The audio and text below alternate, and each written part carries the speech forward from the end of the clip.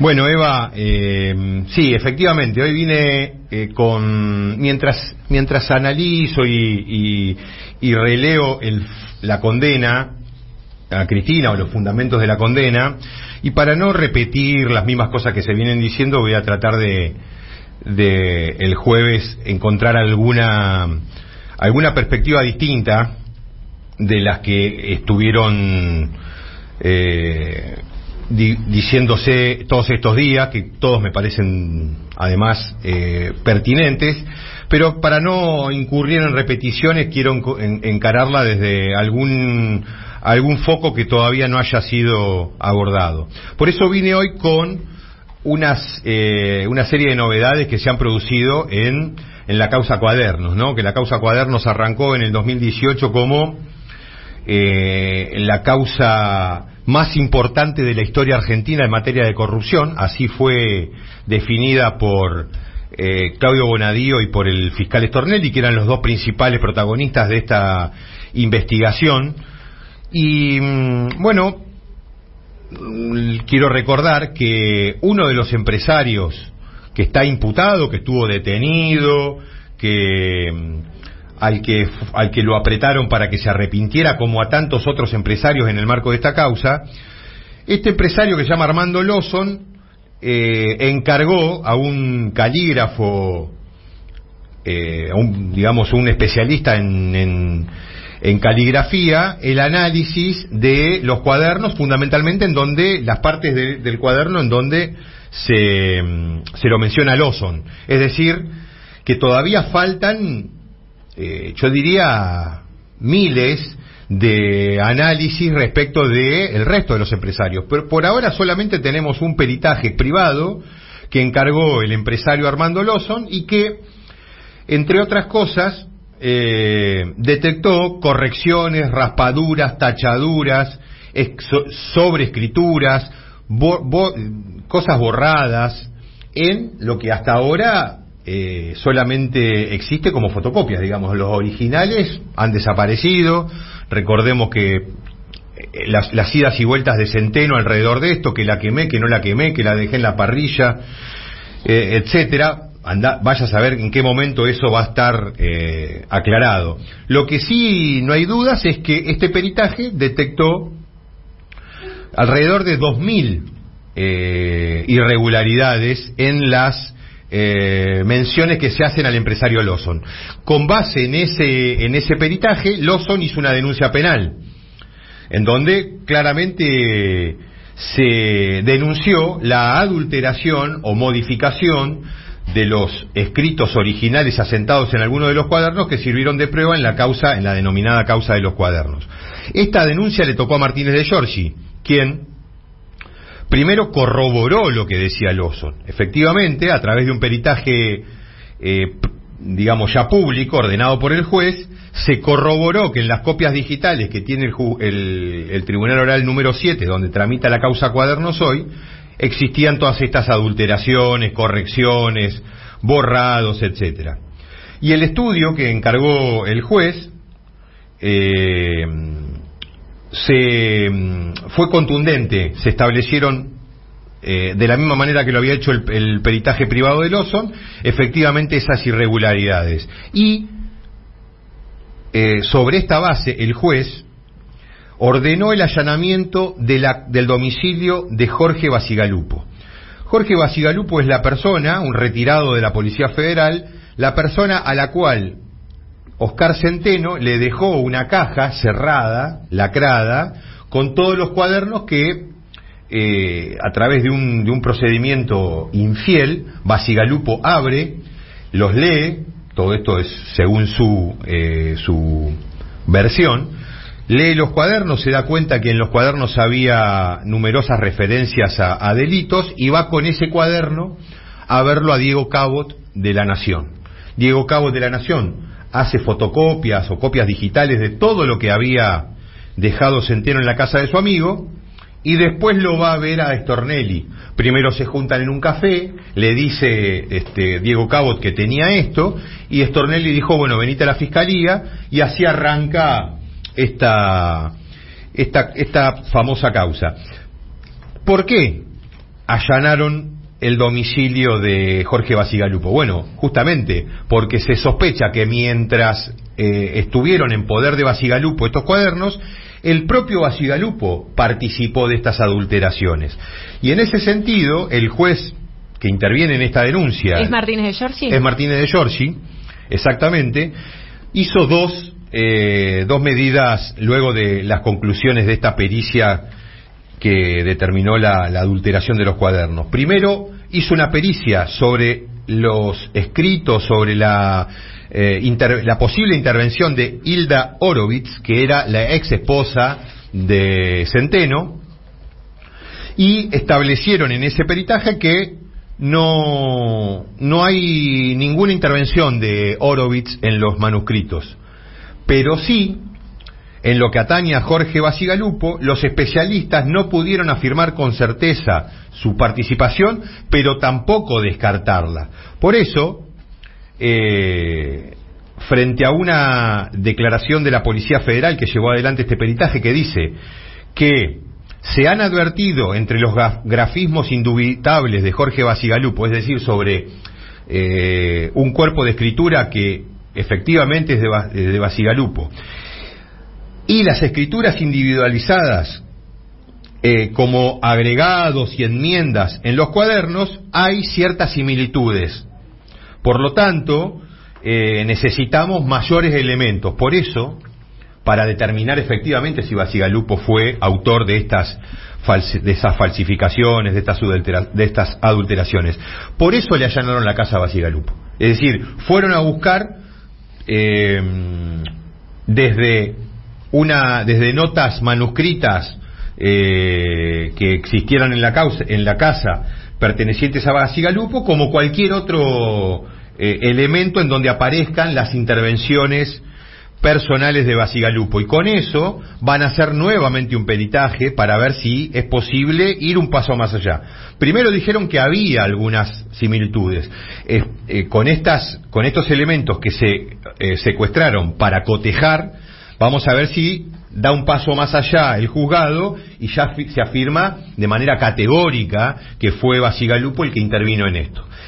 Y la verdad que esto daría, si se puede comprobar que Jorge Bacigalupo participó de la adulteración de los cuadernos, me parece que sería un poco el punto final para esta causa, que ha tenido innumerables irregularidades. Acuérdense de el desfile de arrepentidos por el juzgado de Bonadío y por la fiscalía de Stornelli, que si no te arrepentís te meto en cana, la famosa ya no hay más sortijas. Bueno, toda esa serie de delitos que fueron cometidos tanto por el juez como por el fiscal en la investigación de esta causa. Y viene muy bien esto, que me parece de suma importancia, en función de que siempre dijimos que lo que se presentaba como la mayor causa de corrupción de la historia argentina es en realidad la mayor causa falsificada de la historia, ¿no? Han puesto presos a decenas de personas en esta causa, y la verdad que ahora esto está saliendo a la luz. Los cuadernos no solo que tuvieron un origen ilegal, como ya he dicho en alguna columna en Cuanto Cuento, sino que ahora además a ese origen ilegal se le suma que fueron adulterados los cuadernos y que claramente se direccionó esa prueba para generar el zafarrancho que hicieron, ¿no? Con tanta gente presa, con la presidenta con la expresidenta de la Nación, Cristina Fernández de Kirchner, procesada en esta causa por numerosos delitos. Bueno, lo que está pasando me parece muy importante, no solamente para dar cuenta de que la causa Cuadernos es una gran estafa, sino también en el marco del juicio político, Evangelina, porque justamente lo que estábamos buscando con la citación del fiscal Stornelli tiene que ver con el dictamen de Stornelli en la causa Cuadernos, en donde a través de un dictamen firmado por el propio Stornelli, dijo que no había absolutamente ninguna irregularidad en la forma en que fueron obtenidos los cuadernos, que es muy parecido a la forma en que se obtienen los chats de Lago Escondido o los chats entre D'Alessandro y Robles, respecto de los cuales Stornelli dijo que acá no había ninguna posibilidad de investigar porque era todo conseguido a través de irregularidades, de delitos como es la difusión de una conversación privada, y resulta que en los cuadernos dijo absolutamente lo contrario. Esa era la idea de traerlo a Stornelli. ¿Por qué en cuadernos justificó absolutamente todo y por qué acá no quiso ni siquiera arrancar una investigación? Cuando se trataba de dos cosas absolutamente en sintonía, es decir, muy similares, y había que tener una misma definición. Bueno, ahora sabemos, digamos, con el correr del tiempo fuimos entendiendo por qué Stornelli de manera enfática decía que lo que había pasado con cuadernos era todo legal, que no había que limitar, decía el propio fiscal Stornelli, no había que limitar la actividad probatoria porque tenemos el derecho, decía Stornelli, debe tenerse presente que en el proceso penal todo se puede probar y por cualquier medio de prueba, principio que se ha dado llamar de libertad probatoria. Es decir, para cuadernos tenía libertad probatoria Stornelli y valía absolutamente todo, aún una prueba ilegal, no solamente que fue obtenida de manera ilegal, sino que además fue adulterada, como los cuadernos. Y sin embargo, en los chats que dan inicio al procedimiento de juicio político, en la causa penal dijo todo lo contrario. Dijo que no se pueden aprovechar las pruebas obtenidas por vías ilegítimas. O sea, borró con el codo lo que había escrito con la mano en el caso Cuadernos. Y bueno, y mañana, Eva, vamos a poner en consideración de la Comisión de Juicio Político estas cuestiones. Mañana está citado Stornelli, no va a ir, ya presentó el mismo día que estábamos decidiendo volver a citarlo, es decir, el martes pasado, casi en simultáneo con los argumentos de la oposición que daban respecto de los cuales ellos decían que no podía venir Stornelli, con los mismos argumentos estaba haciendo una presentación ante Casal diciéndole que no iba a venir. Con lo cual, mañana, una vez que pase el horario de su declaración, tendremos que empezar el procedimiento de desafuero el desafuero que busca que nosotros podamos tener libertad para traerlo por la fuerza pública en el caso que se siga negando a venir. Como no lo podemos hacer sin el desafuero, tenemos que empezar el desafuero ante la Procuración, cosa que va a demorar meses. Estoy seguro que el juicio político, o por lo menos la Comisión de Juicio Político, va a terminar su trabajo antes de cualquier definición en el sumario administrativo de Stornelli. Y hablando de la Procuración, mañana también debería presentarse Juan Manuel Olima. Así es, Juan Manuel Olima, respecto de quien ya hemos hablado en esta columna en su momento, porque ha reconocido públicamente la verdad, digamos que no eran verosímiles, eran verdaderos los chats que él cruzó con D'Alessandro, que es una nueva filtración, ¿no? Es la filtración del caso Robles. De acuerdo a lo que nos informó la presidenta de la comisión, la diputada Galiar, el doctor Olima ya confirmó su presencia. Bien. Con lo cual, y después el otro testigo es un testigo, digamos, particular, es un abogado que también salió a reconocer en el diario Hoy de La Plata que las conversaciones que aparecían en el chat con D'Alessandro eran verdaderas. No tengo todavía la información de si el doctor Maceo, que es este abogado, ya confirmó que va a venir. Lo que sí tengo es la confirmación del doctor Olima, que únicamente le vamos a preguntar sobre esto, digamos, ¿no? Sobre que ratifique lo que en redes sociales intercambió con la periodista Cintia García, que es básicamente reconocer que es verdadera esa conversación que se exactamente con D'Alessandro. Y su participación es en la causa de coparticipación vinculado al dictamen de la Procuración. No.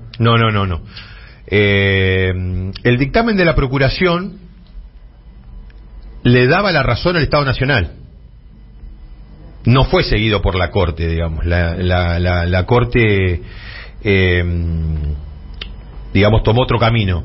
Pero no le vamos a preguntar por su dictamen, sino específicamente por esto. ¿Y por qué no el dictamen? Por ahí puede haber alguna pregunta, la oposición puede hacer preguntas, pero en principio nuestra idea es digamos, ratificar la veracidad de los chats, que va a tener distintas consecuencias, ¿no? Entre otros, va a reforzar nuestra posición de que los chats reflejan los que nos interesan, ¿no? Es decir, los de Robles y de D'Alessandro. Sí. Claramente, si hay alguien que está reconociendo que se manejaba con Telegram con D'Alessandro, que las conversaciones son verdaderas, a nosotros claramente nos sirve para sostener lo que me parece que a esta altura está ya prácticamente no hay dudas de que efectivamente D'Alessandro y Robles eran amigos, se pasaban información, sobre todo Robles le pasaba información a D'Alessandro, y claramente el gobierno de la Ciudad de Buenos Aires tenía una ventaja absoluta respecto del Estado Nacional porque arreglaban los fallos con la Corte. Así que esto es lo que va a pasar mañana, pero lo de Centeno y Bacigalupo nos vino muy bien, no solamente porque sigue consolidándose la versión de que la causa Cuadernos es trucha de principio a fin, sino porque nos va a permitir dar algunas consideraciones, análisis sobre la intervención de Stornelli, y en particular esto que me interesa tanto, que es cotejar, comparar su dictamen en Cuadernos con el dictamen en la causa de los chats. Rodó, la seguimos el jueves, ¿te parece? Sí, Eva, el jueves